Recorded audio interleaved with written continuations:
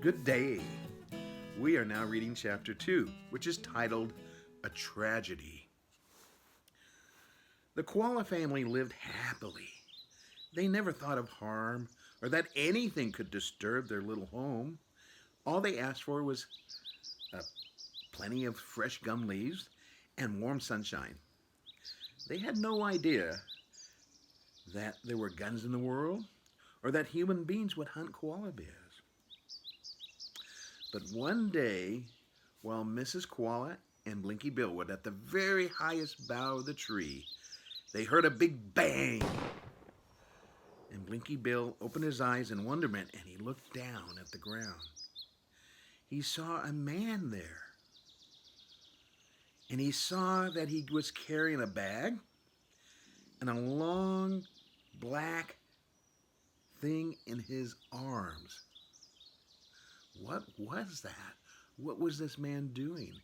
And it looked like he put something in the bag and he walked off. Both mother and baby were frightened, and they stayed very, very, very still in the top of that tree. They stayed all day, and they stayed all night huddled together. As the sun rose, the birds woke with a great chattering, and the earth stirred with the feet of small animals running backwards and forwards. But when Mrs. Koala called out for Mr. Koala, there was no answer. Only silence. "We are going away, dear," Mrs. Bear said to Blinky. "We must find a tree farther in the bush where those men with guns can't come. And as we may be a long time in finding a suitable home, let's gather some leaves to keep us from feeling hungry." Together the mother and her cubs slowly climbed down the tree, and great was their surprise to find Angelina Wallaby waiting for them. "Where are you going, Mrs. Bear?" she asked. "Far into the bush with Blinky, away from the man with his gun," Mrs. Bear replied. "What will I do?" asked Angelina. "I will miss Blinky terribly." And her big brown eyes were filled with tears. "Come with us," grunted Blinky. "Oh, that would be splendid," said Angelina. "I know a gum tree far away with a baby in it just like you. And Blinky can crawl on my back when his legs get tired, and I'll carry him along. And you too, Mrs. Bear, if you feel the journey is too long." Thanking her, the three started away.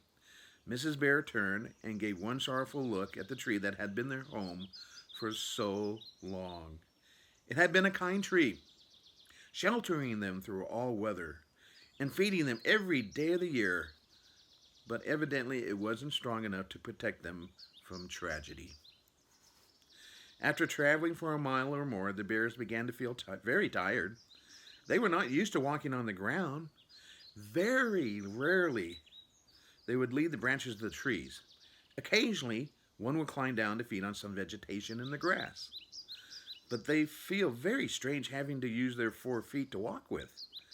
It is so different to be sitting on the limb of a tree, hind paws firmly grasping the branch, while the 2 front paws are busily pulling down tender leaves to their very mouths. So it was no wonder when Mrs. Koala and Blinky began to limp. "Let us rest right here under this bush," said Angelina, hopping up to a thick, scrubby tree.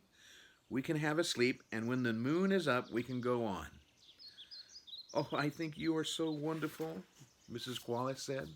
And all 3 of them laid at the foot of the bush, and 2 little koalas were glad to rest their sore little tired toes and their tired little legs.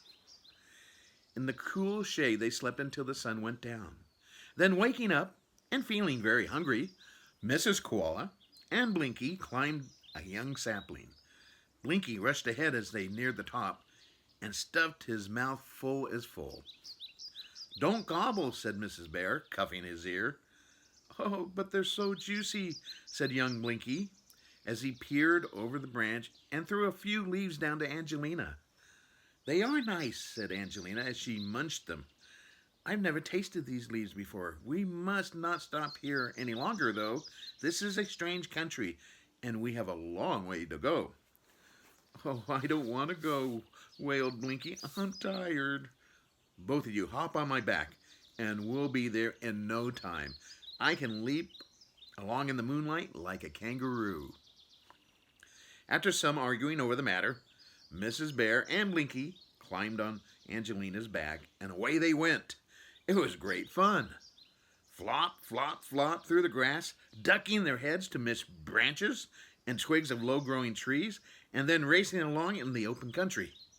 Many a rabbit looked up in surprise from his supper table to see the strange sight, and possums screeched in the branches as they looked down at some kind of new wallaby, as they thought.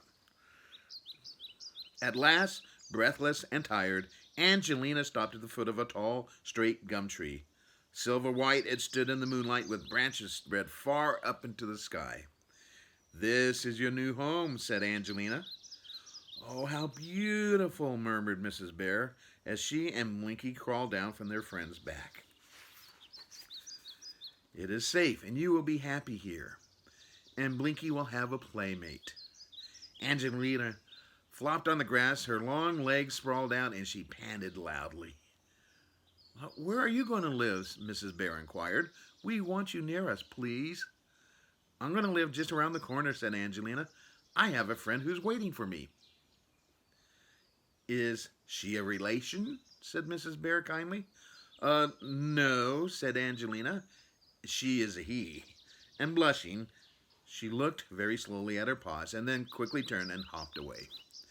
"Oh, dear, dear," grunted Mrs. Bear. "The world is full of surprises."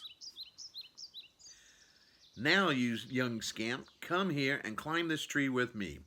And Blinky scrambled onto his mother's back. "I think it's time for you to use your own legs," said Mrs. Bear, but she did not make any attempt to shake him off. Slowly she crawled.